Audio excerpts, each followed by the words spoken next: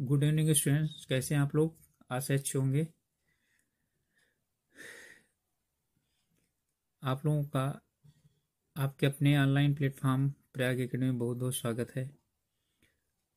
और साथ ही साथ आप सभी लोगों को नववर्ष की बहुत बहुत हार्दिक शुभकामनाएं। ईश्वर करे आप लोगों का नया वर्ष सफलता लेकर के आए, ढेर सारी सफलता प्राप्त करवाए और आप लोग अपने लक्ष्य को प्राप्त करें। जैसा कि आप लोग जानते हैं, हम लोग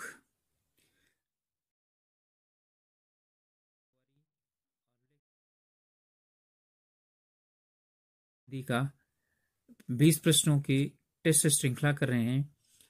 तो पटवारी लेखपाल के अलावा ये सामान्य हिंदी की टेस्ट श्रृंखला सभी परीक्षाओं के लिए समान रूप से उपयोगी है। तो उसी को आगे बढ़ाते हुए चलिए शुरुआत करते हैं आज की सामान्य हिंदी की टेस्ट श्रृंखला। इसका पहला प्रश्न है, दयानंद में प्रयुक्त संधि का क्या नाम है? यानी कि दयानंद में कौन सी संधि है? तो दयानंद में संधि कौन सी है?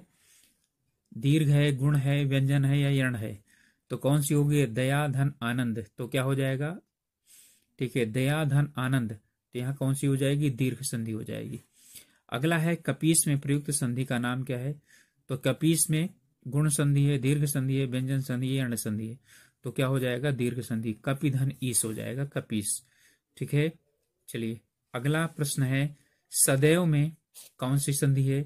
सदैव में व्यंजन संधि है, विसर्ग संधि है, स्वर संधि है, दीर्घ संधि है। तो इसमें दीर्घ संधि तो है नहीं, तो इसमें है कौन सी? स्वर संधि है। और स्वर संधियों में भी पूछा जाए तो कौन सी है? वृद्धि संधि है।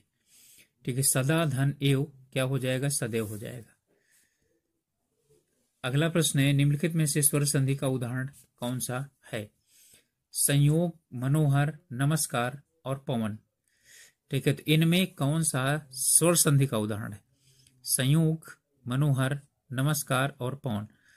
तो आप लोग जानते हैं, समयोग, संयोग, व्यंजन संधि, मना और हर्ग, विसर्ग संधि, नमः और कार, नमस्कार, विसर्ग संधि, पो धन अन पवन।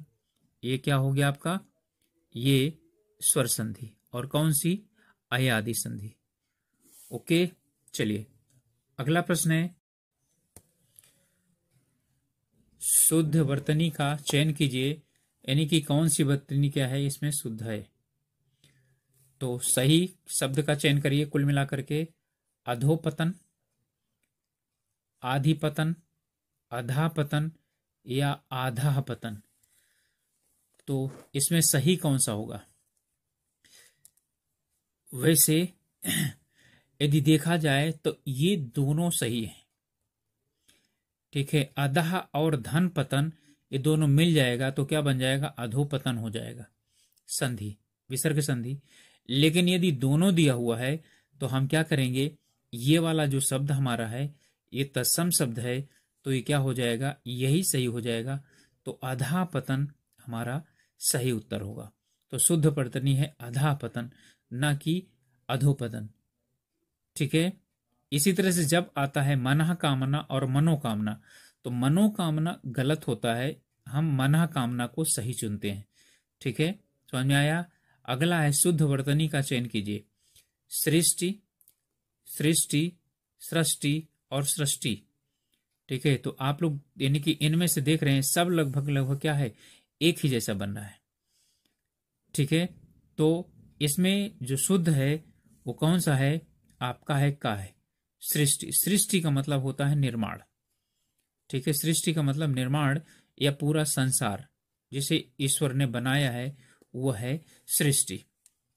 ठीक है, ओके, चलिए अगला प्रश्न है, इसमें है कौन सा अमानक वर्ण है? खा या धा या झा या भा। तो अमानक वर्ण कौन सा है? अमानक वर्ण का मतलब होता है ऐसा वर्ण जो अप्रयोग नहीं किया जाता मानकीकरण में। तो क्या खा है या धा है या झा है या भा है? ठीक है, तो इसमें से कौन सा ऐसा है जो क्या है? अमानक है? तो अमानक ये है, ये झा है, झा से झरना ऐसे पहले लिखा जाता था, धा ऐसे अब लिखा जाता है, भा ऐसे लिखा जाता है। इस वजह से क ग जा फा ध्वनियां किसकी हैं? संस्कृत की, अरबी फारसी की, अंग्रेजी की या दक्षिणी भाषाओं की। ठीक है, तो ये ध्वनियां किसकी हैं? आप लोग जानते हैं, ना तो संस्कृत की है, ना अंग्रेजी की है, ना दक्षिणी भाषाओं की। ठीक है, ये ध्वनियां किसकी हैं? अरबी फारसी की हैं।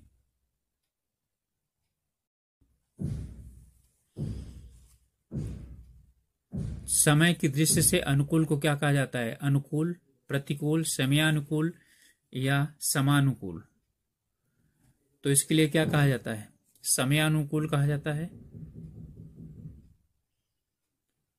ठीक है, जो समय की दृष्टि से अनुकूल हो उसे क्या कहा जाता है? समयानुकूल। अगला है जो सब कुछ जानता हो, उसे क्या कहा जाता है? आज्ञ, सर्वज्ञ, विशेषज्ञ, कृतज्ञ। ठीक है, जो सब कुछ जानता हो उसे क्या कहा जाता है? सर्वज्ञ। अगला है जिसकी गर्दन सुंदर हो उसे क्या कहा जाता है? सुदर्शन, सुगत, सुगर्दन या सुग्रीव। तो जिसकी गर्दन सुंदर है उसे क्या कहा जाता है? सुदर्शन कहा जाता है, सुगत कहा जाता है, सुगर्दन कहा जाता है, सुग्रीव कहा जाता है। तो जिसकी गर्दन सुंदर है उसे क्या कहा जाता है? सुग्रीव। अगला है जिसके समान दूसरा ना हो उसे क्या कहा जाता है? अलौकिक, स्वर्गिक, अप्रतिभा या अप्रितम। ठीक है, तो जिसके समान कोई दूसरा ना हो, अलौकिक का मतलब होता है इस लोक का ना हो, स्वर्गिक का मतलब स्वर्ग से संबंधित, अप्रतिभा का मतलब जिसमें प्रतिभा ना हो, और अप्रितम, अप्रितम का मतलब हुआ है कि जिससे समान दूसरा ना हो। ठीक है, तो उसे क्या कहा जाता है? अप्रितम कहा जाता है। ओके, अगला प्रश्न है, अतिथि ने भोजन करने की व्यक्ति की, क्या व्यक्ति की? आकांक्षा, इच्छा, उत्कंठा या कामना। तो अतिथि ने भोजन करने की क्या व्यक्ति की? आकांक्षा व्यक्त की, इच्छा व्यक्त की, उत्कंठा व्यक्त की या कामना व्यक्त की।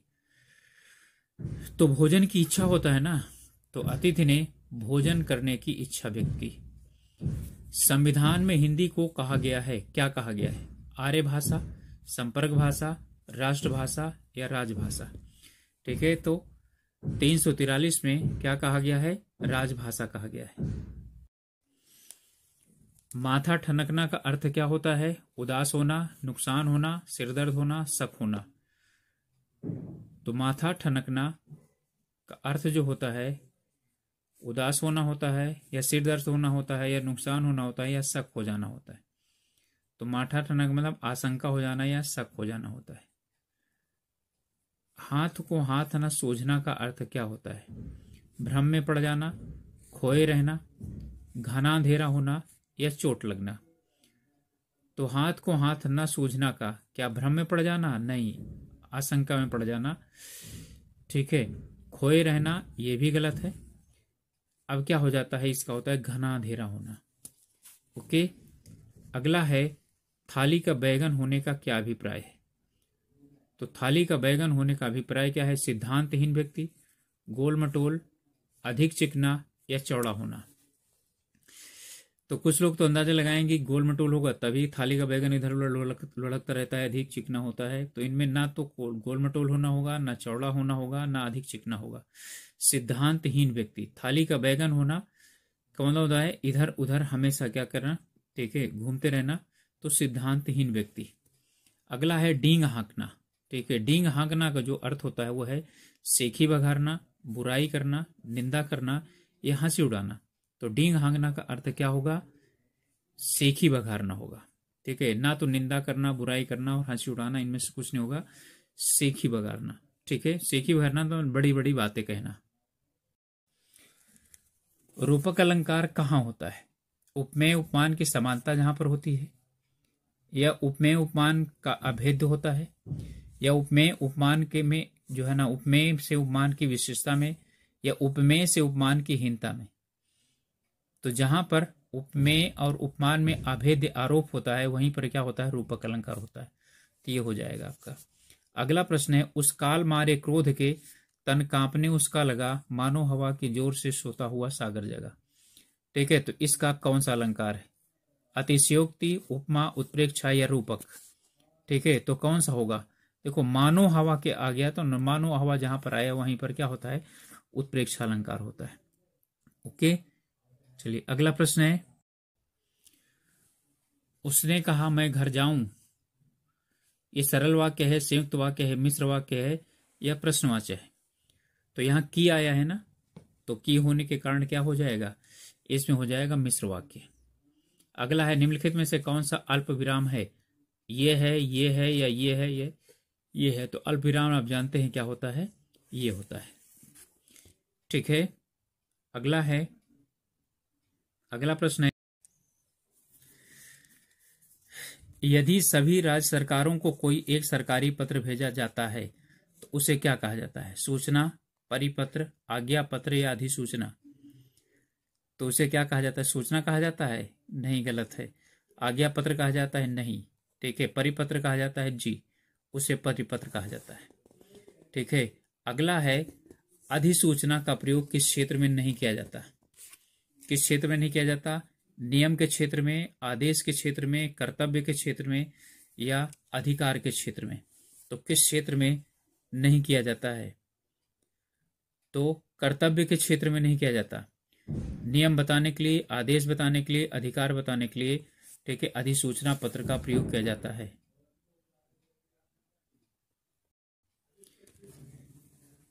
पर्यावरण शब्द का संधि विच्छेद क्या है? पर्यावरण, परि और आवरण, ठीक है, या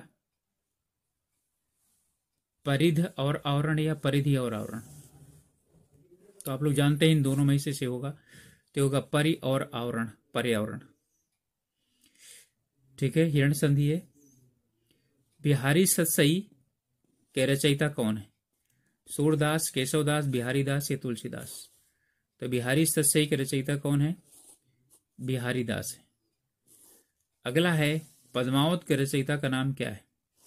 जयशंकर प्रसाद, अज्ञे, मलिक मोहम्मद जायसी और सूर्यकांत त्रिपाठी निराला? तो कौन है पद्मावत के रचयिता? जयशंकर प्रसाद हैं? नहीं। अज्ञे हैं? नहीं। मलिक मोहम्मद जायसी? तो पद्मावत के रचयिता कौन है? मलिक मोहम्मद जायसी हैं। और पद्मावत अवधी भाषा में लिखा गया पहला महाकाव्य है। अवधी भाषा का प्रथम महाकाव्य कौन है? पद्मावत मलिक मोहम्मद जायसी द्वारा लिखित। ठीक है, निम्नलिखित में से कौन सी रचना क्या है? कौन सी रचना खड़ी बोली की है? सूरसागर, पद्मावत, साकेत और कवितावली? आप लोग जानते हैं। ठीक है, कवितावली तुलसीदास ने लिखी है, लेकिन ये किस में लिखी है? ब्रज भाषा में लिखी है। साकेत भी नहीं है। ठीक है, खड़ी बोली में लिखा गया है पद्मावत। अभी ऊपर मैंने बताया कि पद्मावत खड़ी बोली में लिखा गया महाकाव्य है, प्रथम महाकाव्य।